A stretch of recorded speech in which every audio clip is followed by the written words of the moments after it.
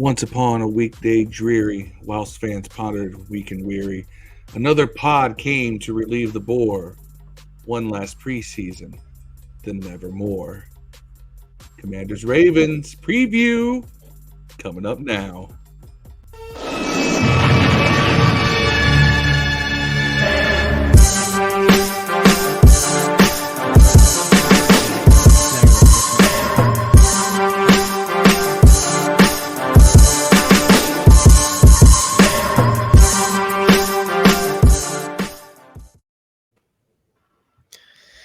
What's going on, fellas? Episode 141. Command this in the house tonight on a little recorded video action. We went live Tuesday, so we'll chill back and go do some recording action for it tonight. It's your boy Steve on the mic here. Phil had us with the intro. We got Dev. Little culture for that ass. What's up, Dev? What's good with you? All right. So we're playing the Ravens. It's the third preseason game of the preseason and final game. You know, we used to have 4, now we're down to 3. On the last show we did, we talked about what would be expected. What would we expect for this team to play starters in the final game? Now, if I remember correctly, I think Phil said keep them in until they score a touchdown. I said, make them play the whole game to play against their fourth. Now, I said play maybe 2 series. I think that was kind of the same thing. The bottom line is we all said they should play something. And today, Rivera did announce that they were going to play, but they said they would be limited in nature. So I think that's a good thing, right? Phil, we'll kick it to you. We know they're playing in limited nature. So what do we think we should get out of them today? Excuse me, on Saturday. I think you're going to see them do a 15-play script. I think, since every coach likes to script the first 15, 20 plays, it seems, I think that's what they're going to do. They're going to do a 15-play script and then bring in the backups. It's like get your rhythm in these 15 plays. That's your goal. And we'll see if that actually does the trick.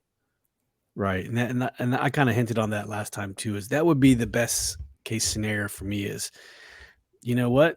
Practice your first 15, set your gameplay, your game plan. Even if it's a mock game plan, run your 15 and whatever works. If it doesn't work, it doesn't work. But at least you ran it, you scripted it, you go for it. You practice it all week, you installed it, and you go for it. Yeah, what do you think about the starters being limited coming up on Saturday? Yeah, I think they should play. I'll give them a quarter because you're gonna 3. It's almost 3 weeks into the regular season. You're still going to get the same race you would if you had 4 preseason games. Right. I mean, just play your normal starters the first quarter like you've been doing, and let them sit out 3 more weeks to the season. 2 more weeks. 2 more weeks. 2 more weeks. But... yeah, and you got 2 weeks off. More than anything else, though, I think just get away healthy. Knock on wood. We've been okay so far in this preseason, which is rare because usually we encounter something.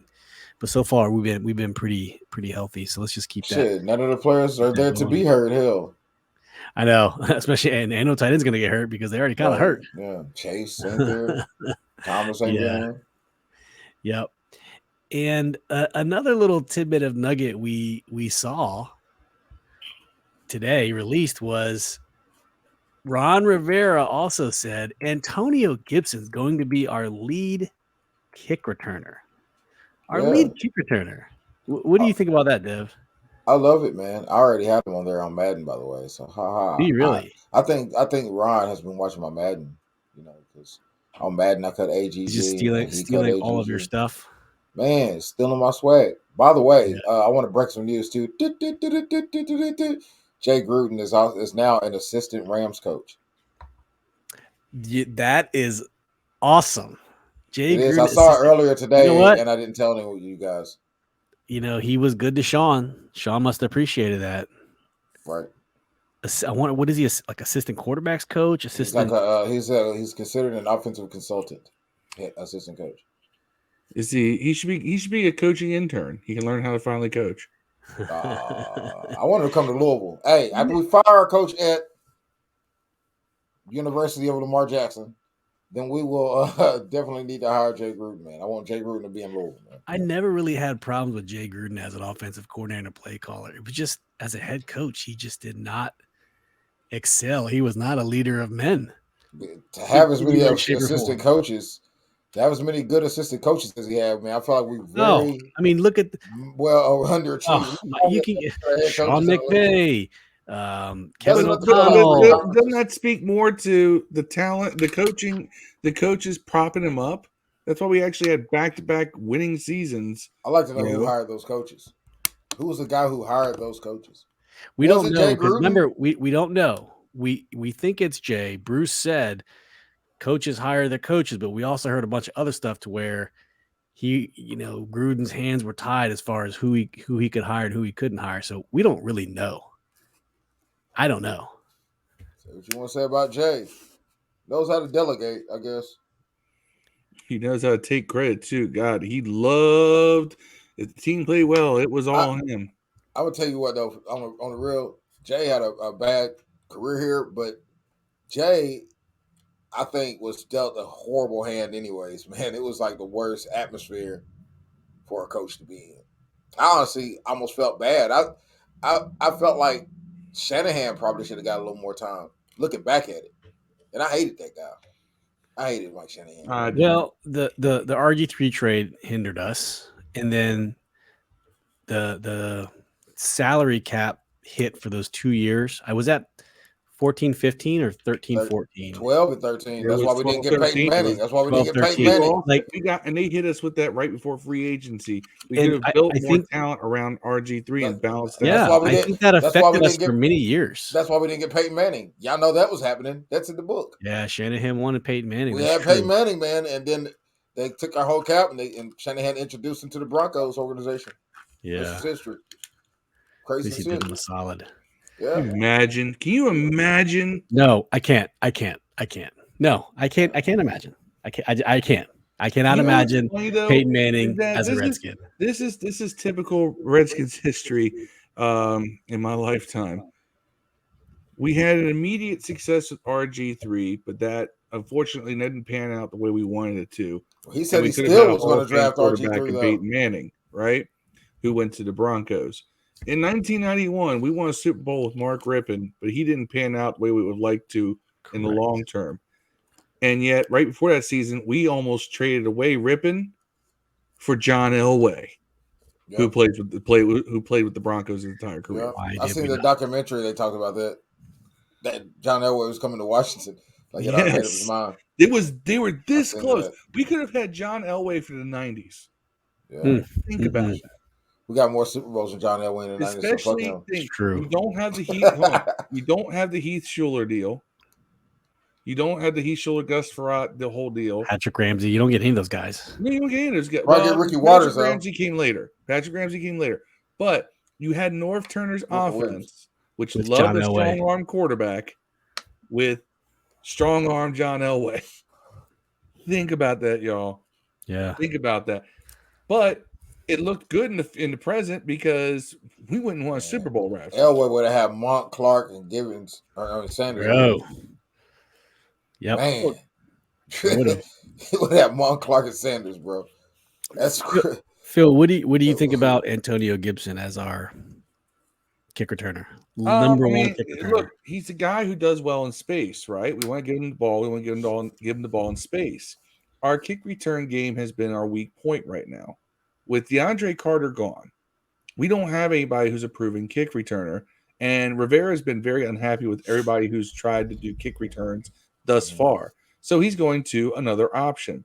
I like that kind of flexibility in thinking. It's not like this guy's a kick returner. He's only a kick returner. It's like, no, we have a guy here who also returned kicks in college. He can be explosive. He does well in space. Let's try him out. Yeah, it's true. And he's not going to be running, into a pile of 6 men. So does this mean that he's not RB1 if he's returning? I think kicks? RB1 is a committee. You know what? Maybe that's not the worst thing for health purposes. Am I the only one scared of seeing Gibson running kickoffs back though with his fumbling problems? That's like the fumbliest position to play is a return. But he doesn't fumble He doesn't just drop passes, things like he fumbles when he's in a crowd. Right. That's kick return every time No, we it's get hit. not. No. You're not right. It's not the same. It's not the same. It's going to open up. It's going to open up the field more for him now, and which means that he should be able to see guys coming a little bit better. Like, I ain't fumbled in the pros. Obviously, I never made it to the pros, but in high school and college, when I did fumble, I always kick off a punt return every time. A lot of hats around the ball, man. There are. I'm It's not doubting that at all. I'll give him one shot. As soon as he fumbles one time on special teams, man, I'm gonna lose my shit.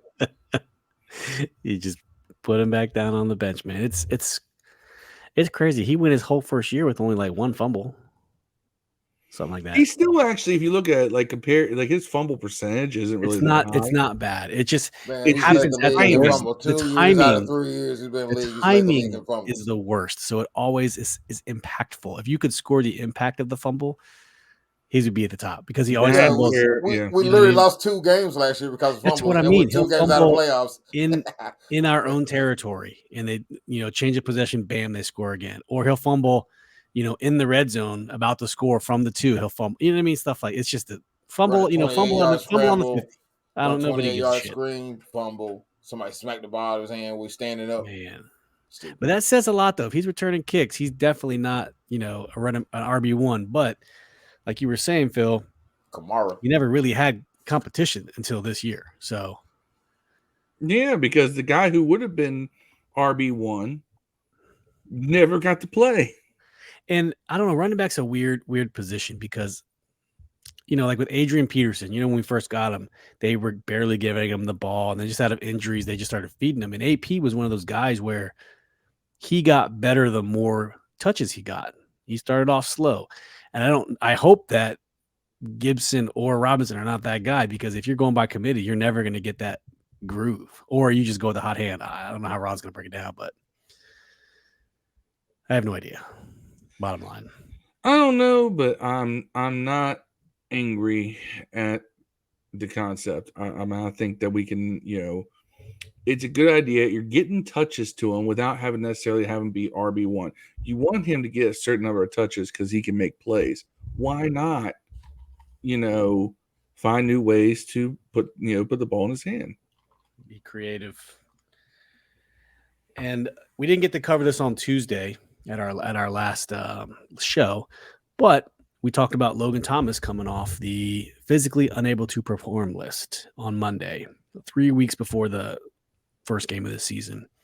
So yesterday, he was actually able to participate in 7-on-7 drills for the first time, and apparently was just a great sign to see. I guess the defensive players gave him a round of applause. This was a huge, huge deal. So I just really hope they're taking their time. But man, Logan coming back, I don't know if this is an all-in for week 1 sort of thing. It doesn't have to be, but we would love to have him back, just not at the expense of re-injuring yourself. But yeah, Logan, so you see Logan back in 7-on-7. That's very promising 3 weeks from now. Yeah. What do you think about that, Dev? 3 weeks from now, man. It's plenty of time to heal. That's why I like the Chase Young pup list too, because now he's not only going to get 4 weeks off, he's getting 2 or 3 more because it's 4 plus 3 now. Right. And you got plenty of time to get back into football shape. Right. And I think what is our bye week this year? It's actually halfway through, if I'm not mistaken, for the first time in a long time. I would consider that if it's close to 4th week. And if we're doing okay, and if there's no need for it, you're right. Like why rush to bring them back if you don't have to? Unless we got like Cowboys, Eagles, or Giants in between there. Our bye week, never mind. I lied. Bye week later in the season. 14. Oh, well, fuck yeah. December week 14. So the week between December 4th and December 18th. So December I'm fine 11th. with that, because that sets if we're not if we don't have a too terrible an injury bug, that means you give guys an extra week to rest. So guys who are a little nicked up can heal up an extra week, and you can you're in position to still make a run at the playoffs. But look at this. You play Giants on December 4th, bye week, Giants on December 18th. They got to stop doing that. We did it last year, I think, with the Eagles too. Like, why do they keep doing that? That's so dumb. But you're finishing out the season on a not with the so you go Giants on the 4th of December, bye week, Giants on the 18th. And then you got San Francisco on Christmas Eve, who may or may not be in the hunt. Trey Lance, new quarterback. Cleveland, who will have Deshaun Watson back. Then you finish with Dallas. And by the way, Dallas just lost Tyron Smith for the whole year with a hamstring injury. Did you hear about that? But it came completely off the bone. Completely. Oh my God! I've got images of. Oh, he is out for the season. They're operating tomorrow. I don't know if y'all watch wrestling, but if you ever saw Triple H tear his quad, I have not. Either I time. Don't want to. Like one, you see it just roll right up because he wore the short trunks, so you can see the whole thigh muscle. Yeah, and his knee hits, and as soon as his knee hits the mat, thunk. Oh my God! And I knew immediately. I was like, "That's a torn quad." So yeah, it's a disgusting injury. Really, it really is. And in other injury news, Cam Sims in concussion protocol. So we talked about Cam Sims catching that really nice touchdown pass from Taylor Heineke over the preseason game. You know, Phil chalked it up to Taylor had to throw it very high, and because Cam Sims was 6'5", he caught it. You know, fair statement, might be true. Either way, it was a good catch and throw. But against the Chiefs on that play, he got hit, apparently. Landed hard on the ground. I think it was a play before that. Really? I thought it was on the touchdown play. He got jacked up, and I was like, yeah, he's done for the game. Sorry, he came back just before the play, correct. Yeah, but it's funny. He did come back and catch that touchdown pass. Right, that's what I was thinking. That's weird. That's why I'd be wondering. Sometimes, man, Ron is sneaky as fuck, man. Ron's probably going to put Sims on pup. You playing that roster spot, man. I said that on Twitter. As soon as he got hit, shell game. Right. It's a shell game. As soon as he got hit, I said, Coach is gonna put him on a pup, man, so they're gonna hide him on the roster. I guarantee it's what they're doing. And then I seen him catch that touchdown. I was like, oh, maybe not. Well, then I seen it. Is there a limit to how many players you can put on the pup? And do pup players count against 53? No, pup players do not count against 53 if they're on it before the season starts. So you put him on the pup. Once he's coming off the pup, you have to make a decision. Either cut him or put him on the roster or practice squad, I guess.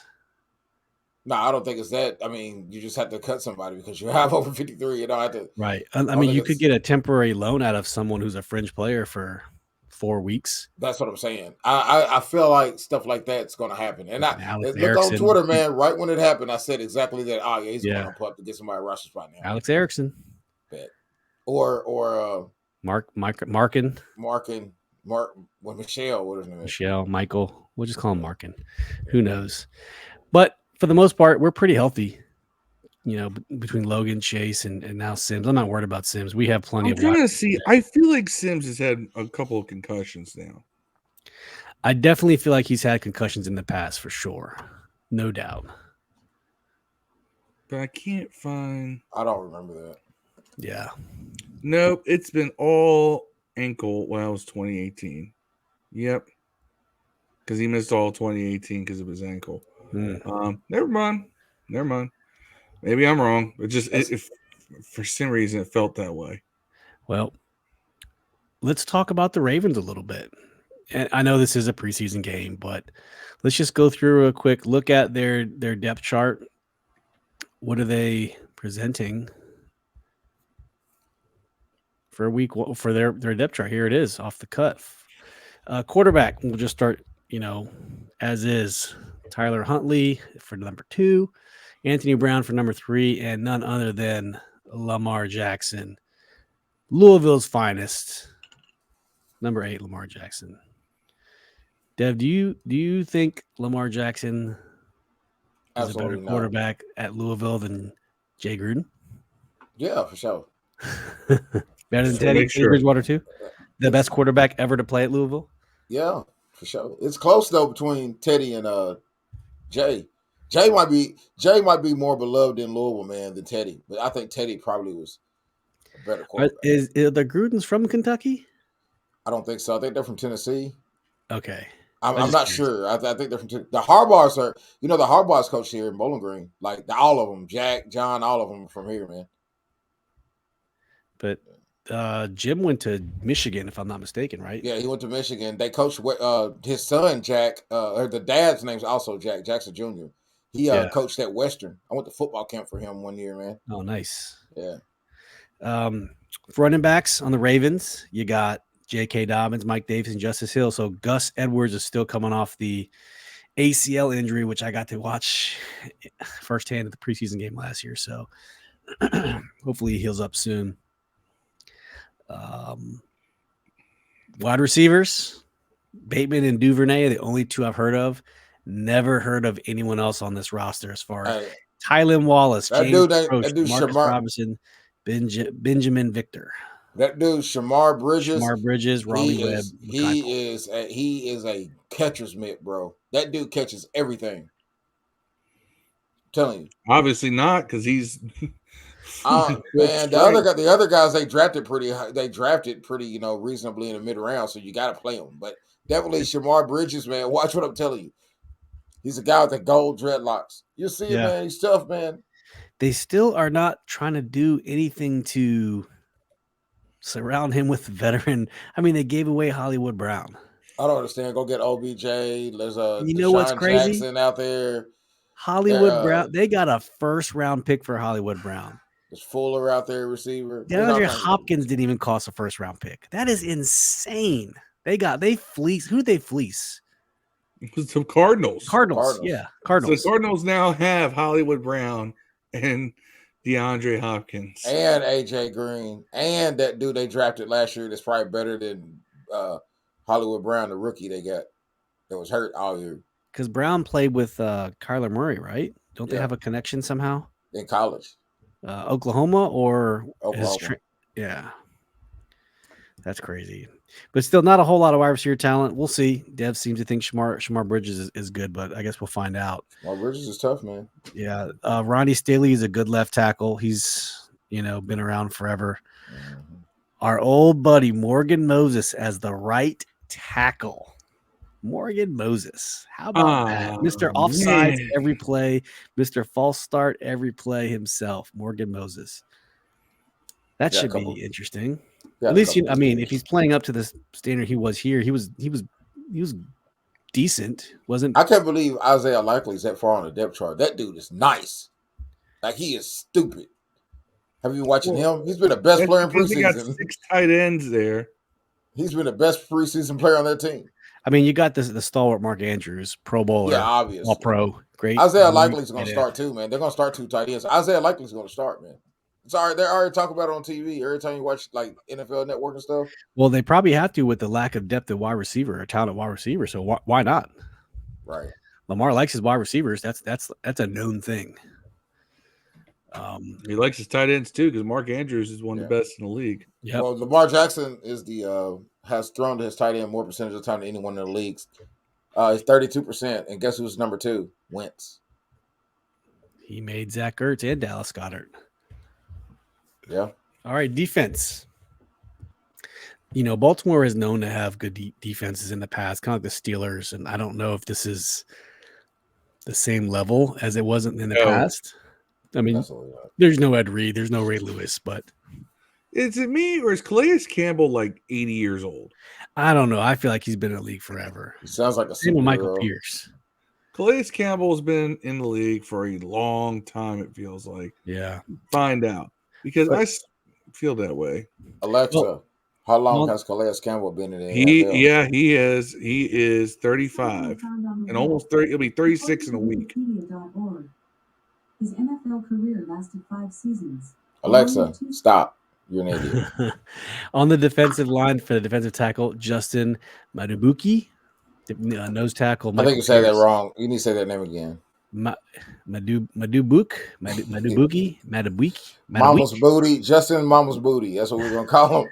Defensive end, Calais Campbell, and it says Rush. Odafe Owe. I don't know what they mean by Russ. And Justin Houston. Remember Justin Rush is a weak side outside linebacker. Okay. Is that Justin Houston from Kansas City? I was going to say, if that's the same Justin Houston, that dude used to ball. I didn't know he was still a big Justin Houston fan. Yeah. Yeah, he used to kill. Middle linebacker Josh Bynes, Will Patrick Queen, Sam Tyus Bowser, cornerback Marcus Peters, who's a very good cornerback. Strong safety Chuck Clark, free safety Marcus Williams, cornerback Marlon Humphrey, also a very good cornerback. Kyle Fuller is also in the cornerback room, and the dude we love the most, Kyle Hamilton. The dude is not even starting. Apparently, he's had a rough preseason. I heard them say he's not even starting, and Dev's over here saying 6'4", hey man, I've been open to the idea that coach is right. I like Dotson, man. I did want Kyle Fuller. Kyle Hamilton. I'm not gonna lie to you, bro. I wanted Kyle Hamilton. Yes, okay, but listen, preseason. Cool. They also said Jamar Chase is going to have the terrible season because he's dropping every ball. Look what he did. He had the best season in the history of the NFL. So I don't know. We'll see. We will see. But my thing is, and my thing with Hamilton, with defensive players, it's different. Who's that guy that we didn't draft? We got he was drafted right after Chase Young. Herbert was drafted after Chase Young. No, defensive back. He was drafted like 5th. Not the guy in the Chargers, right? Not Derwin James. No, he was like that was before. He was in the Payne draft. I think Derwin James was. Jeff Okudah was actually drafted right after from Ohio State. He went to the Giants. No, he was Ohio State. The Lions. He has been awful. Yeah, he don't even start. I watched that Hard Knocks. Yeah. He has one interception in 2 years, and he's played more than who, Dev? He's got 2 more than Aaron Colvin. one more because he has 1 interception. Dev is the president of the Aaron Colvin fan club. Aaron Colvin. We're gonna have to get T-shirts. I'm gonna say Aaron Colvin's hands and be like no hands. Be like some handicap dude. Stick figure no hands. Because Okudah just wrist. Okudah hasn't been playing. He hasn't even been seen the field. Now I know that part of it was they didn't even put him out there. Yeah. Hey, I'm gonna one more thing for you guys before we end this episode very quickly. So we just recapped the Ravens roster. It's going to be decent. We don't know what they're going to do. Ravens are always a good team. They're a very well-coached team. Ozzie Newsome's not the GM anymore, but that team is very professionally run. So nothing else, preseason. Yeah. But I want to show one more thing. So there's still some good talent out there in the NFL that it remains unsigned. And I just want to talk about these people very quickly and see what you two think about whether we should, not that we're going to, would it be worth our time to make a run at any of these dudes? So I'm just going to put it on the screen and give me a yes or no. Yes. No. All right. No to Odell Beckham Jr. Eric Fisher, offensive tackle. No. 31 years old. Unless there's an LB Trey in here. Flowers, defensive end, coming from the Lions. Sure. Yeah, I'll take that as a backup. I don't know if you need that with Shaka Toney and guys like that out there. Tony, I think will work in. He had a forearm fracture in 2020 and a knee injury last season. So maybe that's why he's taking a hit as far as people wanted him. Kind of beat up. All right. Number 3. Will Fuller, the wide receiver who started his career in Houston and then went to Miami. I wanted him for a while, but then I realized that dude can never stay healthy. Also had health concerns. You're right, Phil. 11 games since his 6 year. He's played more than 11 games only once in his 6-year career and has missed 15 games last season. That dude had a lot of talent, though. Yeah, he was a deep threat. Dante Hightower. Yes. Easily. Still available at linebacker. Yes. Easily, man. I don't know why. Tires on here. I don't know why. He must have got naked pictures of Roger Goodell's wife or something. In 2021, 64 tackles, 39 solos, 1.5 sacks, 10 quarterback pressures. I think he opted out of the 2020 season because of COVID. Mm-hmm. He's a Pro Bowler 2016, 2019. Why would you not sign him? I don't get it. I don't get it. He has a whole season Off. of less wear and tear on his body. Yeah. I don't get it. I do not get it. They just love Cole, I guess. Unless he just really doesn't fit the scheme, whatever the scheme's going to Come be. on, man. His scheme has been Pro Bowler for about 4 or 5 years. Yeah, how many of those I we don't have? know. Yeah, I mean, One? that's One? just silly, man. All right. Well, We all won that. Hightower's always been a guy who plugs. He probably wants about 15 to 18 million or some shit. Yeah, that's probably that could be the issue. All right, how about this one? Kevin King, cornerback from the Green Bay Packers. I don't know much about him. Yeah, he's decent. He was getting abused a couple years ago. 27 years old, 6'3". He was getting abused like a couple years ago, man. I remember that dude in 2019. Well, that sounds like we already got St. Juice who can do some of the same things. So. He also gets abused. Or makes plays. He does both. So, it's. But he didn't even play last year. He got hurt first game forever. Yeah, that'll be one at least. It's like Troy Apke. Like, you're gonna be out there for like first 3 games, and you're gonna realize, gotta go. And then we just wasted 3 games with this dude. But the year before that, he was really good. So he's very up and down. All right. Ndamukong Suh, defensive tackle, last played for the Tampa Bay Buccaneers. We don't need him. You know what I'm saying? But I think, in my opinion, I think we should trade Payne and maybe another guy or something for your kid down in the Bears, a linebacker, and then pick up Ndamukong Suh to replace. Oh, Roquan Smith, right? And then pick up Ndamukong Suh to replace Payne. I mean, that would be a move. But the Suh want the money that he does not deserve anymore. Yeah, what is Suh? Because that dude's been paid his whole life. I paid him 1 year, get Fedarian Mathis ready and Obata. I don't know. It looks like Fedarian Mathis maybe ready now. Looks like Obata might be ready now. Suh hasn't missed a game since 2011. Right. That's tough impressive. Dude. Attitude adjustment needed. Yeah, he's stopped kicking guys in the balls, kicking them in the face. Tough ass dude. He's the kind of guy I do want to. Won a Super Bowl. Won a Super Bowl with the Bucks, right? Yeah. I love this. How I keep looking at these things. Every player they put up there, you notice that the Raiders are tied to. They are. Now, is that true, or is that Tom Brady too? Dick riding the Raiders? I don't know. It must be something with their cap space. Oh, Suh is asking for $9 million per year, so that's probably what's holding people back. Hey, the Raiders were tied to Tom Brady also. See how that worked out. So were the Dolphins. Apparently, he was going to become part owner. Crazy. That's crazy to think about it. What was Carl going to go, man? Green Bay? Yeah, who knows? And then there's a center from the Browns. Don't know who he is. J.C. Treader. Don't really care. He's like the president of the Players Association or something. Hasn't missed a game due to injury past 5 seasons. He's a starter. I think he. Oh no, he just retired today. He's the NFLPA president. He announced his retirement today. That's why I just said he's like the NFLPA. And that's why nobody wants him on the team, though. That's what it is. That comes with like a political thing, right? It's like nobody. That's why nobody wants Chris Paul, man. The union. Yeah, nobody wants that guy on the team.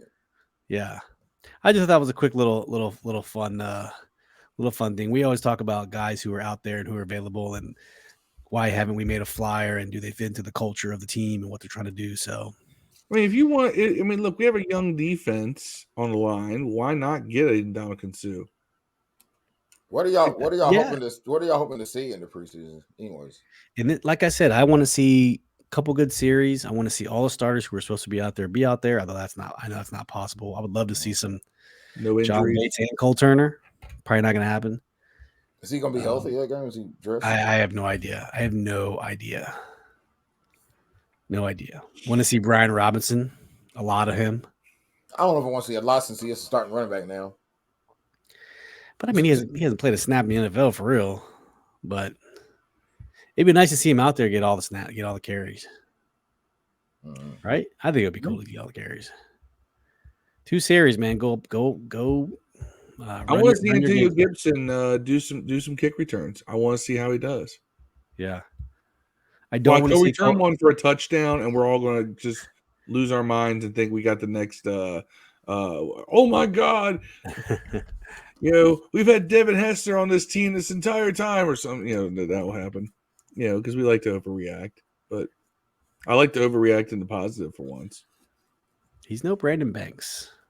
He was definitely not No, he has not stabbed anybody outside the club. He was definitely no James Thrash. You know what I'm saying? Thrash, number 83. Or Brian Mitchell. He's no Brian Mitchell. Nah, Let's no get one's that that straight guy. too. Nobody Well, is. we'll find out if he can at least be Eric Metcalf. Not Hey, that guy. I would be okay with Eric Metcalf. Also, Yeah, what, yeah. number I love 21 Eric for the Metcalf. Browns? Boy, that dude was dope. Metcalf, when he was Yeah. on, remember we pulled Metcalf out of retirement. The Metcalf on the Browns was stupid dope. But then he went to Yeah, Atlanta that's and who went to a Eric receiver. Metcalf. He was stupid Eric dope. Metcalf, we pulled him out of retirement in Marty's 1 year with us, and then he ended up returning a kick. His first kick return for us, he returns it for a touchdown and ties Brian Mitchell's all-time return touchdowns record. And it was like, damn. And that was right after we gotten rid of Brian Mitchell too. And then we end up getting Eric Metcalf, and he goes and ties Mitchell's record on our team in his first kick return. Did he, That's a little did bit he of end history up for him. breaking the record? No, he didn't get any No. more touchdowns that year. Did Brian Mitchell continue to I think Brian Mitchell got one more on the Eagles? more because he was with the Eagles and the Giants. Okay. It's a good stat. I have to go back and look and see who's leading those stats nowadays. For Hester. Is Mitchell number 2? 2 or 3. He's in the top 5. Are you talking kickoffs or punts? Combined. Oh. Combined. See, Mitchell, one thing about Mitchell is that he did both equally well. A lot of these guys, save for like Devin Hester, but like Dante Hall, for instance, only did it on punts. Guys like that. Then you had guys who were really good at just doing kickoffs. Dante Hall was I seen him catch a couple screens and light some motherfuckers up, buddy. Yeah, but I'm talking about as a return man. A lot of these guys, it's only one or the other. Brian Mitchell's claim to fame was that he could do both. Now, granted, I think he was a little better on the kick returns, if I'm not mistaken. He could get the kick returns. If you gave him that all that open field in front of him, he could find a way. There's a lot more, I think, Brian Mitchell kick returns as opposed to punt returns. But he actually had a little more balance than some of these guys. I think Dante Hall, all but one of his touchdowns was punt return. Josh Cribbs is tied with Cordero Patterson and Leon Washington for the most kickoff returns for a touchdown. That's 8. I never realized Cordero Patterson. He's still in the league.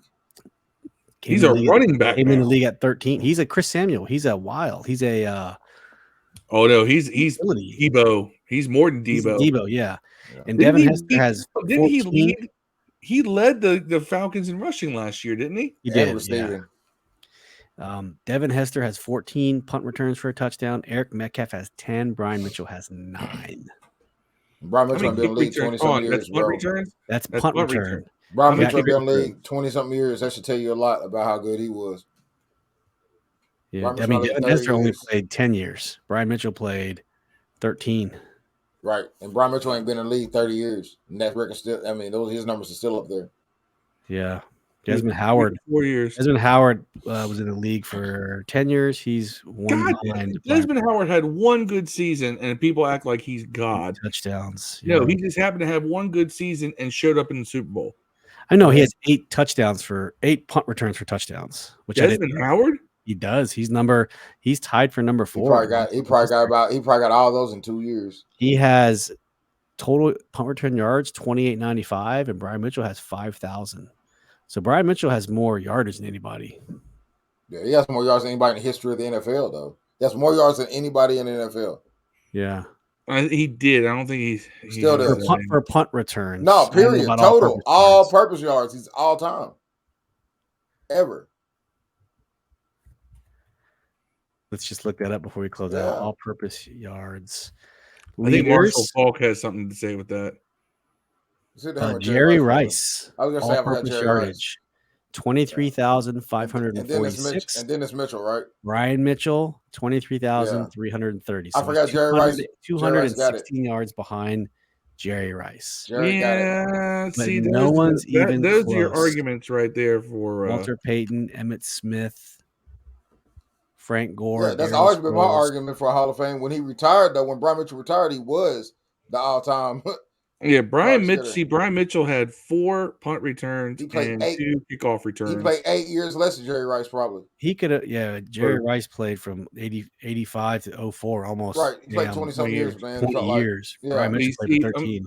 Right. Brian Mitchell had 9 punt returns and 4 kickoff returns for touchdowns. How Brian Mitchell not in the Hall of Fame when he had just as many yards as Jerry Rice in like 8 no seasons? It's It's a crazy thing. Look at all these guys, all-purpose yards. Outside of Brian Mitchell, I'm going to read them to you. They're all in the Hall of Fame. Jerry Rice, Walter Payton, Emmett Smith, Frank Gore. Is Darren Sproles in the Hall of Fame? Frank Gore's not in the Hall of Fame. Darren Sproles eligible in a couple years. Frank Gore's eligible. He's not getting in either. Tim Brown, Marshall Faulk, Steve Smith, LT, Barry Sanders, Herschel Walker, Adrian Peterson, Marcus Allen, Larry Fitzgerald, Curtis Martin, Tiki Barber, Eric Metcalf, Derek Mason, Wes Welker, Thurman Thomas, Tony Eric Metcalf in the Hall of Fame, or is it Eric Metcalf Jr.? This is a senior. Oh yeah, he's in there. They said no, he's not in the Hall of Fame. It says no, he's not in. Curtis Martin got in 12. Marcus Allen got in 03. Barry Sanders 04. LT in 17. Steve Smith not in. Marshall Faulk 11. Tim Brown 15. Sproles and Gore aren't eligible yet. Emmett Smith got in in 2010.